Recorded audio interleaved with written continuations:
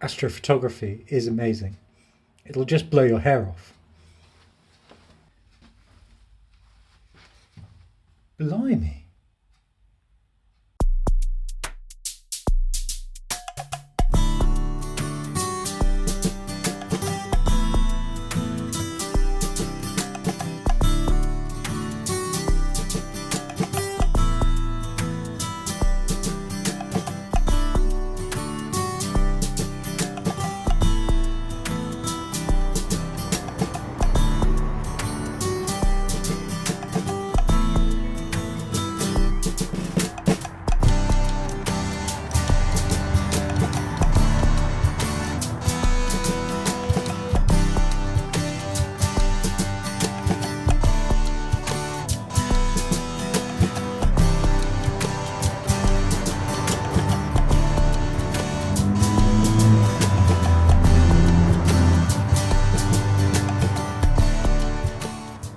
Welcome to the garden, everybody.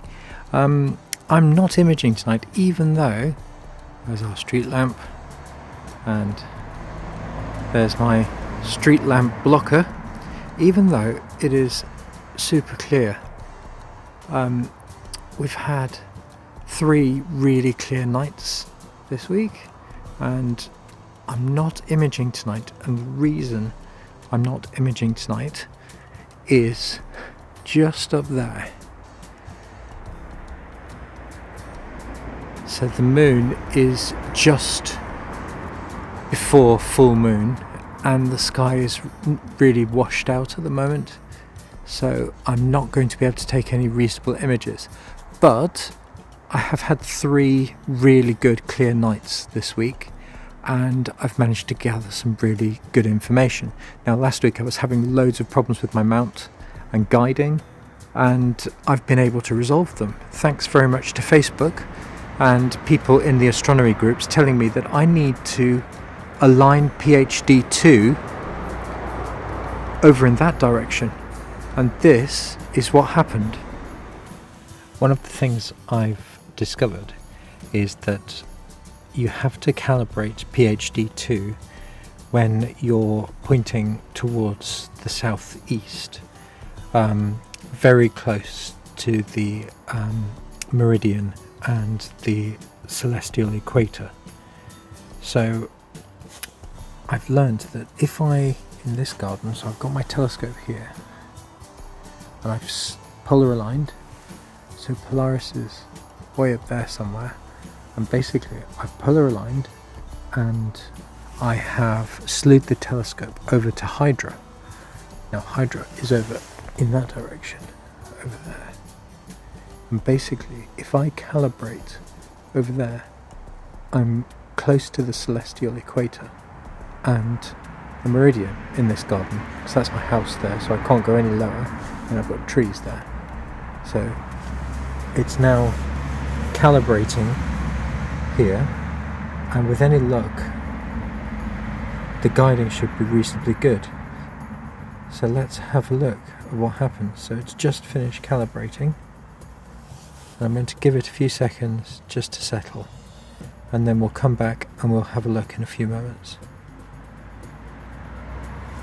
Well, here we go with day 3, or night 3 rather, and I have never ever had guiding this good. Astonishing, 0.88, and even that's the dithering. Look at that. I'm flabbergasted by it, but chuffed to bits. Really good. So let's have another look at the image. There we go. There's our 2 galaxies. M81, M82, Bode's galaxy, and the Cigar galaxy. Very happy.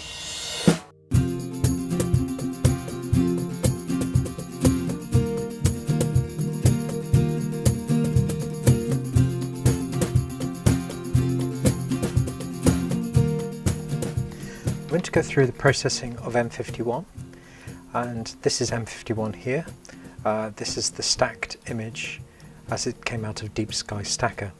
And I've got the screen transfer function, and I'm just going to click on this little nuclear symbol, and you can see here there's M51 in the middle, and we've got really a big green hue. So the first thing that we need to do, we need to go to Processes and go across to All Processes and then Background Neutralization. I'm not going to change any of the settings here, I'm literally just going to drag and drop the arrow onto there. And then we need to reset the screen transfer function, and straight away we can see we've got our galaxies here. The next step we're going to do is color calibration. So again, Processes, All Processes, color calibration, and again we're not going to change any of the functions here, we're just going to drag and drop that on there. And then again reset. Okay, so that's the next step. And then the next processes SCNR, to get rid of this green tinge that we can see here. So we just select the green there and then drag that across. Okay, so I think what we're going to do is crop this image, but I want to be able to get these small faint galaxies that we've got in the background there as well. So I'm going to go Processes and Dynamic Crop. And then I think what we'll do is we'll select that area there,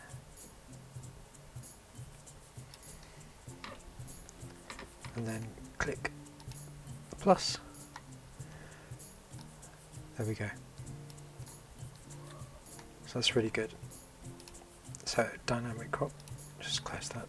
So you can see here we've got quite a light part over in this corner going to a slightly darker area over here. So we need to try and eliminate that by removing the background. So we need to go to Dynamic Background Extraction.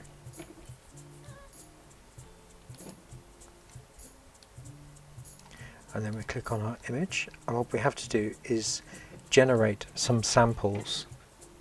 So we go down to Sample Generation and click Generate there, and we can see it's put some samples on the image, but what we need is a lot more than this.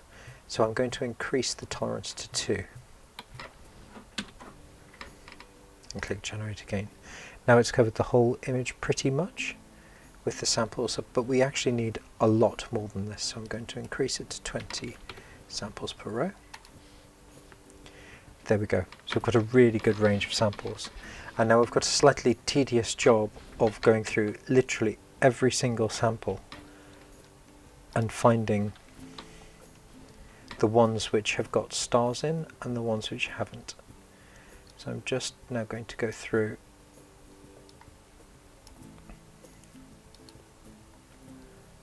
each one, and the main thing also is to make sure that they're not on the actual galaxy itself in the middle. So I'm just going to click and move these away.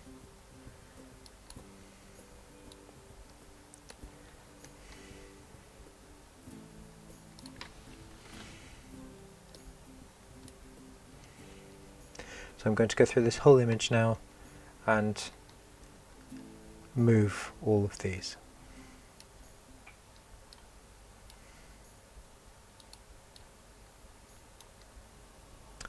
Okay, so once we've been through all of the samples, we need to go down to Target Image Correction and then Subtraction, and then we need to apply this to the image, and it should generate 2 new images. Here we go. So that's our new image, and this is what it's removed. So we use the screen transfer function, so you can see there's a lighter part that it's removed going through to a darker part. So we don't need to keep that, that's just what's been removed. But here's our new image. So if I do a screen transfer function, you can see there it's removed that gradient going across the whole image. We've still got our galaxy there. So that's compared to before, which between the two images, so it's a much nicer looking gradient going across. There isn't one, but I'm going to keep this image here. I'm just going to bring it down there and then close the dynamic background extraction. So we're now working on this image here. So now what I want to do is reduce the size of some of these stars because they're going to get quite big. So I go Processes, All Processes, and Star Mask.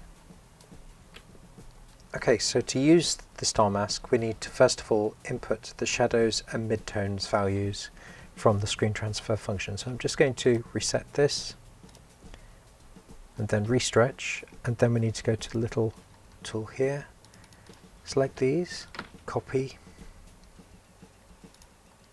and pop them in here. That's the first one, and then the second one here, copy, pop them in there as well. So we've got those shadows and midtone values there. I'm now going to drag that across. It'll use that information to help generate the star mask. We may have to do this a couple of times because we've got to change the noise threshold to get an accurate readout. Okay, oh actually that looks pretty good. That's not too bad. And what we'll do is just line it up, and you can see it's over there. Actually that's quite good, so I'm going to go with that, and I'm just going to apply this as a mask by dragging the tab to there, and we'll keep that star mask. So anything here that is red is protected, and anything here that is not red is going to be worked on. So we need to go to mask, and then, select the window, mask, and then show mask. So the mask is still on because we know that's kind of brown colour, but we can actually see the image.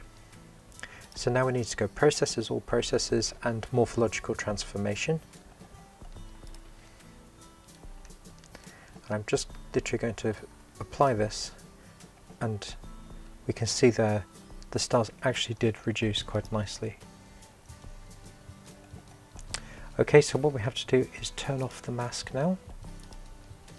So if we remove the mask. Okay, so what we need to do is go to Processes and Multiscale Linear Transform, and then there's some values that we can put in here to help with the noise reduction, which we can see on this image as there's quite a lot of noise there. So we go to each of these individual layers, and then we select noise reduction for the layers, and then we input some values. So I've got some values here which I blatantly took from another video, but they seem to work quite well. So on layer 1 I'm putting in 2 for the threshold, and the amount is 0.33, and I want 3 iterations of this. And then on the second layer, again noise reduction, and we go 1, 0.5, and 2. And then for the last one, noise reduction again, we're just going to go 0.5 and 0.5 and 1 iteration, and then we just drag that across, and it then applies it to the image. Okay, and that has improved the noise a little bit there. And we're going to do exactly the same again, but with a different set of layers. So we're going up to 7 layers this time, and the first 2 we're going to leave on the default values, and then the third one we're going to put at 2 and 1, and then noise reduction again on the 4th layer, and we're going to go 1 and 1 for this. And this time we're going to select chrominance to try and remove some of that chroma noise there. that's really good. It has helped a great deal there. So I'm pleased about that. Okay, so now we need to come out of the screen transfer function, which is doing all of our stretching at the moment, and we need to apply an actual stretch to this image. We can see there, now that I've restretched it, that's what we've got in the image. So we're going to now go processes and all processes and histogram transformation. Just reset this. And I always like to just drag this across to get an idea of how much it's stretched already. We'll put a, now you can see I've put the preview on and it's all white, and that's because we're double stretching at the moment, so I'll just remove that. So here's our image at the moment. Now you can see it's massively overstretched. So I'm now going to, on the histogram transformation, I'm just going to zoom in a bit so I can actually see where it's been stretched. Okay, and now I'm going to just pull the stretching back a bit.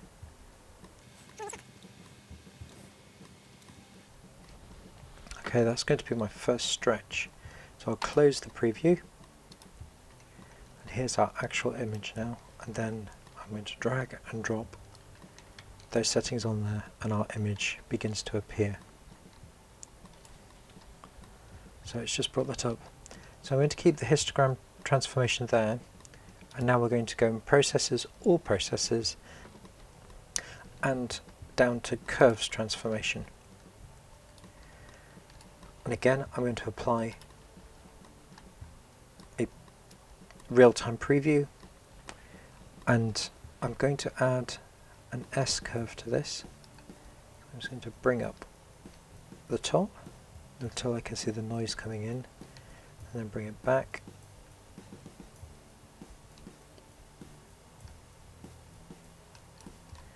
And then I'm just going to bring down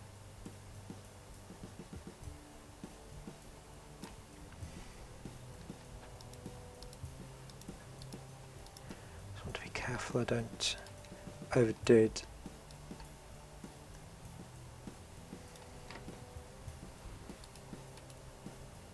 Okay, that's good. So I'll turn off the preview and we'll apply that. Okay, the next step is to try and bring out some of the colour in this galaxy. So if we go to Process, All Processes, and Colour Saturation, and now what we want to do is select parts of the galaxy to see if we can bring out some of the colours. So I'm going to open a real-time preview and then click in areas where I think there might be some interesting colours.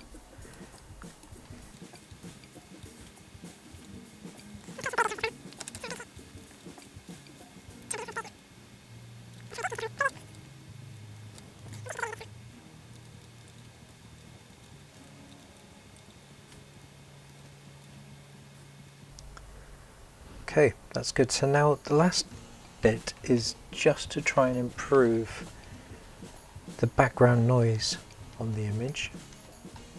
Processes, all processes, and TVG denoise. I'm just going to create a preview. So initially I'm just literally going to drag and drop that on and see what it looks like. Okay, it's looking a bit blotchy, so I'm going to reset the preview.